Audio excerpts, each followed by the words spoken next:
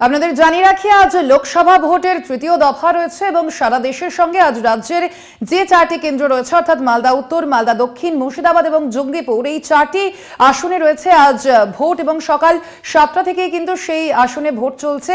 মুর্শিদাবাদ, জঙ্গিপুর, মালদা উত্তর এবং মালদা দক্ষিণে। আপনাদের জানিয়ে রাখি, মালদা উত্তরে যে প্রার্থী করা হয়েছে, যাদের মালদা উত্তরে রয়েছেন মালদার উত্তরে রয়েছেন খগেন মুর্মু এবং তার পাশাপাশি অন্যদিকে বিজেপি প্রার্থী রয়েছেন, কিন্তু অবশ্যই সেদিকে আমরা নজর রাখবো। কিন্তু তার পাশাপাশি জঙ্গিপুর যে কেন্দ্র রয়েছে সেই জঙ্গিপুর কেন্দ্রে আমরা নজর রাখবো। জঙ্গিপুর কেন্দ্রে ইতিমধ্যেই আপনাদের জানাচ্ছিলাম যেমন যে বিজেপি প্রার্থী ধনঞ্জয় ঘোষ তিনি কিন্তু একটি মন্তব্য করেছেন শীতলকুচির ঘটনা নিয়ে এবং সেই কেন্দ্রের দিকে আমাদের নজর থাকবে। ইতিমধ্যেই জঙ্গিপুর থেকে সরাসরি রয়েছেন আমাদের প্রতিনিধি অভিজিৎ ঘোষ, আমরা সরাসরি চলে যাবো তার কাছে। অভিজিৎ, আমরা যেমনটা জানি যে আজ সকাল থেকেই কিন্তু ভোট গ্রহণ প্রক্রিয়া শুরু হয়েছে। ইতিমধ্যেই জঙ্গিপুরের যে সামগ্রিক যে বিভিন্ন কেন্দ্র রয়েছে তার চিত্রটা কেমন? দেখো, এখন সুস্থ স্বাভাবিকভাবেই কিন্তু ভোট গ্রহণ পর্ব চলছে। সকাল 7টাতেই যে ভোট গ্রহণ পর্ব শুরু হয়েছিল সেটা কিন্তু 1 ঘন্টা অতিক্রান্ত হওয়ার পরেও এখনো পর্যন্ত কোনো সমস্যার কোনো দুর্ঘটনার কোনো খবর আসেনি। 1851 অর্থাৎ 1851টি ভোট গ্রহণ কেন্দ্রেই কিন্তু ভোট গ্রহণ চলছে।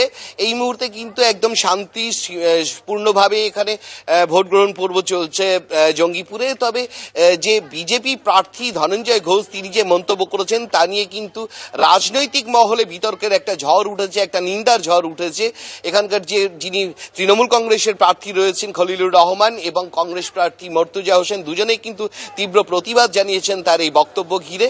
দেখো, যে জঙ্গিপুর লোকসভা কেন্দ্রে যে নির্বাচন রয়েছে, আমরা যেখানে দাঁড়িয়ে রয়েছি জঙ্গিপুর লোকসভা কেন্দ্রের 200 নম্বর যে বুথ হাটপাড়ায়, সেখানে যদি তুমি চিত্রটা আমি চিত্র সাংবাদিক জয়ন্তকে দেখানোর জন্য বলবো। দেখো, যে মহিলাদের যে মহিলা যে ভোটার রয়েছে তাদের কিন্তু লাইন অনেকটাই লম্বা পুরুষ ভোটারের চেয়ে।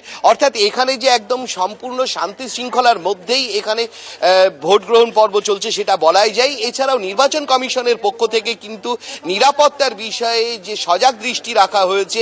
এই কেন্দ্রে কিন্তু 4 জন কেন্দ্রীয় বাহিনী রয়েছে রাজ্য পুলিশও। যেটা দেখো, যে 2টো দফায় যে ভোটাররা রয়েছে তাদেরকে কিন্তু প্রথমেই যে স্কুলে হাটপাড়া যে উচ্চ বিদ্যালয়ে যে ভোট গ্রহণ কেন্দ্র রয়েছে সেখানে প্রথমে চেক করে একজন ঢোকাচ্ছে ভিতরে এবং তারপরেও সচিত্র পরিচয়পত্র দিয়েই কিন্তু কেন্দ্রীয় বাহিনীর জওয়ানরা বুথে প্রবেশ করার যে অনুমতি দিচ্ছে ভোটারদের। আমরা দেখানোর চেষ্টা করব এখানে যে মহিলা ভোটার ধন্যবাদ। আমাদের সঙ্গে সরাসরি ছিলেন আমাদের প্রতিনিধি অভিজিৎ ঘোষ।